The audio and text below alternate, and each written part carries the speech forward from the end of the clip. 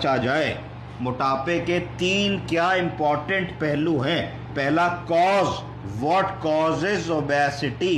दूसरा symptoms, what are the symptoms of obesity. तीसरा treatment, how can we treat obesity. तो क्या क्या किन कारणों से मोटापा होता है, मोटापे के क्या लक्षण होते हैं और मोटापे से कैसे बचा जा सकता है। कॉजेज, पहली बात हम शुरू करते हैं। सबसे पहला कॉज है सीडेटरी लाइफ स्टाइल।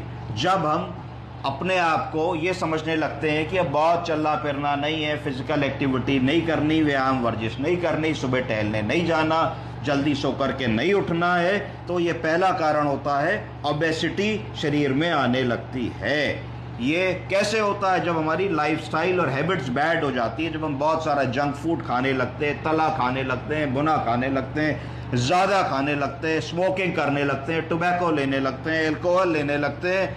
दूसरा प्रमुख कारण है जब हम लैक ऑफ स्लीप लेते हैं, बहुत देर तक इंटरनेट कर रहे हैं, टेलीफोन कर रहे हैं, मोबाइल कर रहे हैं, व्हाट्सएप कर रहे हैं, टेलीविज़न देख रहे हैं, बढ़िया 7-8 घंटे की संतुलित नींद नहीं ले रहे हैं। एक्सट्रीम लेवल्स ऑफ स्ट्रेस, आजकल देखा गया है कि हमको वर्क का प्रेशर, काम का प्रेशर, पढ़ाई का प्रेशर, फैमिली प्रेशर इतना ज़्यादा होता है कि आदमी तनाव में रहता है। तनाव भी एक बहुत बड़ा कारण है ओबेसिटी होने का।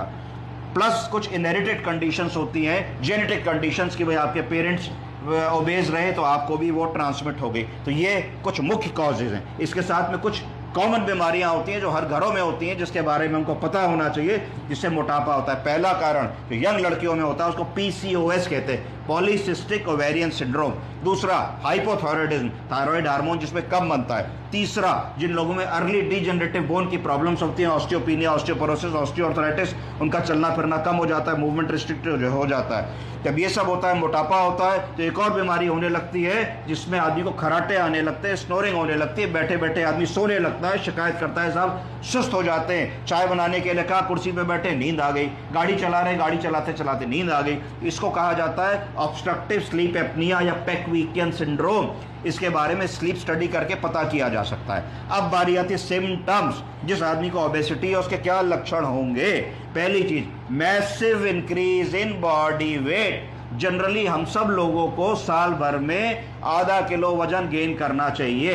अगर 20-22 साल में जब शादी होती है, आदमी अगर 50 साल का होता है तो 25 साल बाद जब वो 50 का होता है तो 10-12 किलो का वेट गेन चल जाता है कि आप 50 से 60-62 किलो के हो गए। पर अगर आप 2 kg वेट गेन कर रहे हैं पर ईयर, तो 25 साल में 50 किलो गेन कर लोगे। तो 50 के थे शादी पे, 50